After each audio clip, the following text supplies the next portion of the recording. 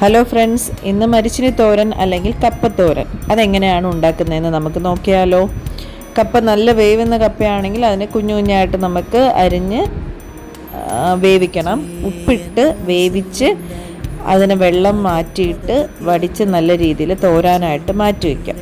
അതിനുശേഷം നമുക്ക് അരപ്പിലോട്ട് കിടക്കാം. അരപ്പെന്ന് പറയുമ്പം തേങ്ങ വേണം, വെളുത്തുള്ളി, ജീരകം, പച്ചമുളക് ഇതെല്ലാം കൂടി നന്നായിട്ട് മിക്സിയിൽ അരച്ചതിന് ശേഷം നമ്മുടെ പാനിലോട്ട് വെളിച്ചെണ്ണ, പിന്നെ കടുക്, വറ്റൽമുളക്, കറിവേപ്പില, അതിൻ്റെ കൂടെ നമ്മൾ മിക്സിയിൽ അരച്ച് വെച്ചേക്കുന്ന തേങ്ങയുടെ അരപ്പും കൂടെ ചേർത്ത് നന്നായിട്ട് വരട്ടിയെടുക്കുക.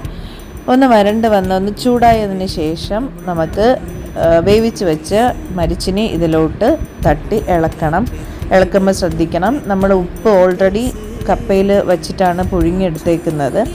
അപ്പോൾ അത് ശ്രദ്ധിക്കണം. അടുത്ത് ഉപ്പിടുന്ന സമയത്ത് ശ്രദ്ധിച്ചോണം. ഉപ്പ് കുറവാണെങ്കിൽ മാത്രം ഉപ്പിടാൻ നോക്കുക. എന്നിട്ട് നന്നായിട്ട് ഇളക്കിയതിന് ശേഷം അടച്ച് വയ്ക്കുക. അടച്ച് വെച്ചൊരു 5-10 മിനിറ്റ് നന്നായിട്ട് ഈ തേങ്ങയെല്ലാം നമ്മുടെ കപ്പയിലോട്ട് ഫുൾ മിക്സ് ആയതിന് ശേഷം നമുക്കൊന്ന് തോരണം. ഇതിൽ ചെറിയൊരു വെള്ളത്തിൻ്റെ അംശം ഉണ്ടെങ്കിൽ അതെല്ലാം തോർന്ന് കിട്ടുന്നവരെ നന്നായിട്ട് ഇളക്കിയതിന് ശേഷം അടച്ചു വയ്ക്കുക. എന്നിട്ട് നമുക്ക് സെർവ് ചെയ്യാവുന്നതാണ്. നല്ല ടേസ്റ്റാണ്. മീൻകറിയുടെ കൂടെയൊക്കെ കഴിക്കാൻ നല്ലതാണ്.